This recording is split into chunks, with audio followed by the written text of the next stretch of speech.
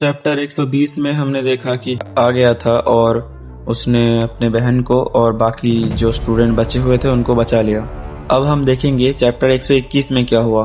तो इस चैप्टर के शुरुआत में हमें दिखाया जाता है कि बीरू लीच आर्मी के बॉस के सीने में वार करता है और उसको दीवार पे ले जाता है और खत्म कर देता है। जो गिल्ड मेंबर्स बीरू के साथ थे वो सोच रहे थे कि ये एक शॉट में कैसे इसको मार सकता है। फिर गिल्ड मास्टर कहता है कि मुझे पता था कि ये स्ट्रांग है पर इतना स्ट्रांग मुझे पता नहीं था। फिर गिल्ड का एक दूसरा मेंबर कहता है कि अगर जिनू के पास ऐसे आर्मी है तो उसे डंजन में जाने की कोई जरूरत ही नहीं है। फिर गिल्ड मास्टर सोचता है कि और बाकी आर्मी को समन करने के लिए जिन्नू के पास बहुत ज्यादा पावर होनी चाहिए और उसका जो बहुत ज्यादा पावर लॉस भी होता होगा। इसका मतलब जिन्नू के पास बहुत ज्यादा पावर है।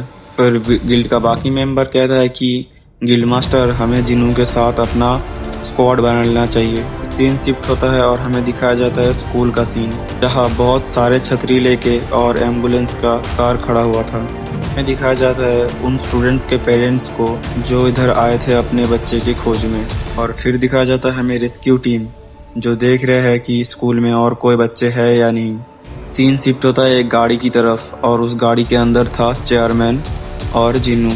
चेयरमैन जिन्नू को बताता है कि हमने 10 स्टूडेंट्स को बचाया है जो कि निकलने में नाकाम हुए थे। ये एक्सीडेंट पहले से ही हमें प्रेडिक्ट कर लेना चाहिए था। वो लोग कहते हैं अभी जो गेट है वो बहुत ज़्यादा बढ़ते जा रहे हैं और सबसे कहने वाली बात यह है कि और भी इंसान का पावर अवेकन हो रहा है क्योंकि जब उन डंजन से मॉन्स्टर आएंगे तो उनको मेंटेन करने के लिए हमारे पास भी सोल्जर्स होने चाहिए। ये बैलेंस बनाने के लिए है। जिन्नू कहता है कि कुछ तो चेंज होने वाला है और उसे याद आता है कि चेयरमैन ने उसे कुछ कहने के लिए बुलाया था।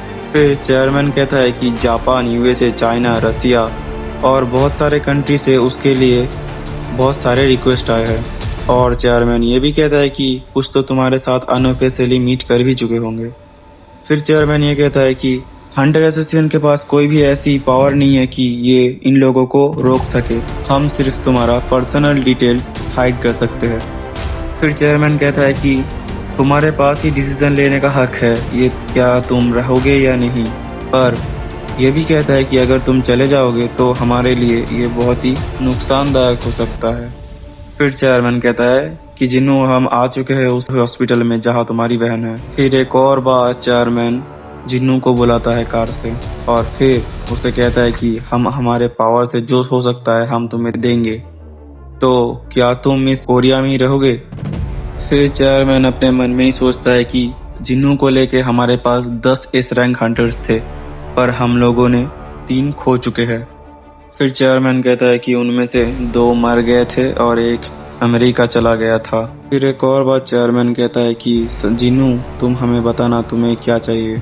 फिर जिन्नू अपना मुंह खोलता है और कहता है कि अगर तुम यही चाहते हो फिर तुम मुझे परमिशन दो कि मैं गेट पर अकेला ही घुस सकूं। चेयरमैन कहता है कि क्या तुम मुझे चाहते हो कि मैं रूल ब्रेक करूं। जिन्नू प्राउडली कहता है यस।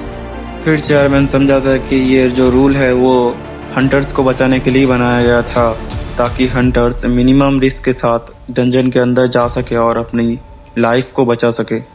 और तुम मुझे कह रहे हो कि इस रूल को मैं ब्रेक करूं और तुम्हें अकेले जाने दूं, और या फिर ये है कि तुमने गिल्ड ही बनाया इसीलिए।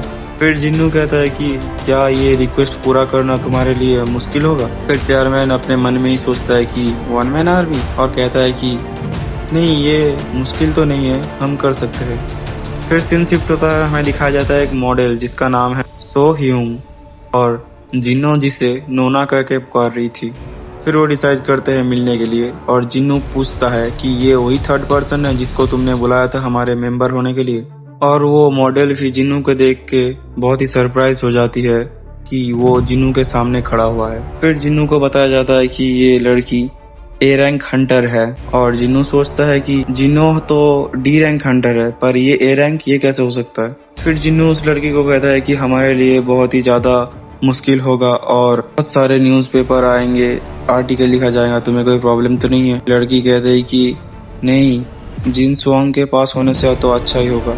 फिर जिन्नो बताता है कि ये मेरा भाई है, बड़ा भाई है और ये अभी बहुत ही फेमस भी हो चुका है। फिर वो लड़की जिन्नू को और एक सेल्फी के लिए रिक्वेस्ट करती है। फिर सीन शिफ्ट होता है, हमें दिखाया जाता है हंटर एसोसिएशन का हेडक्वार्टर। वहाँ का चीफ उसे कह रहा होता है कि क्या ये कोई भी रीजन बनाता है, और वो मिस्टर गो को प्रेशर करता है कि कहने के लिए क्या तुम लोग उसे हेल्प करने की कोशिश कर रहे हो। और हमारे चेयरमैन डायरेक्टली कर देते हैं कि हाँ। फिर वो एक क्वेश्चन कहता है कि अगर एक गिल्ड में जिसमें 20 ए रैंक हंटर हो और एक में सिर्फ जिन्नू हो तो तुम किसको चूज करोगे। और सामने वाला चीफ चुप हो जाता है। फिर हमारे चेयरमैन कहते हैं कि बहुत सारे देश जिन्नू को ले जाने के लिए तैयार है, बट अगर तुम उसे कुछ भी नहीं करोगे क्या तो वो इधर रहने के लिए राजी होगा। फिर दिखाया जाता है कि जिन्नू के बहन ने उनके फोटो को अपलोड कर दिया, और फिर दिखाया जाता है कि चाही उस फोटो को देख रही है। और ये चैप्टर इधर ही खत्म होता है।